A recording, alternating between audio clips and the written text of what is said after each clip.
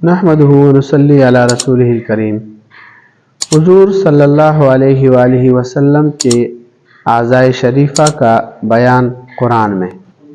حضرت علامہ عبدالرؤف مناوی رحمۃ اللہ علیہ فرماتے ہیں کہ حضور صلی اللہ علیہ وآلہ وسلم کے بے شمار خصوصیات میں سے ایک خصوصیت یہ ہے کہ اللہ تعالیٰ نے قرآن پاک میں حضور صلی اللہ علیہ وآلہ وسلم کے ایک ایک عضو کا الگ الگ ذکر فرمایا ہے۔ آپ صلی اللہ علیہ وآلہ وسلم کے چہرہ انور کے بارے میں ارشاد فرمایا ہے، قد نرى تقلب وجهك في السماء۔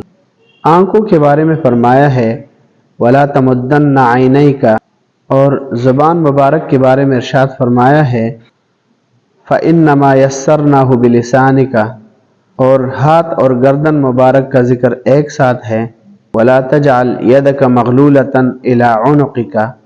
اسی طرح سینے اور پشت مبارک کا ذکر سورہ الم نشرح میں ایک ساتھ کیا گیا ہے، الم نشرح لک صدرک ووضعنا عنک وزرک الذی انقض ظہرک، اور قلب مبارک کا ذکر اس آیات میں ہے، نزل بہ الروح الامین علی قلبک۔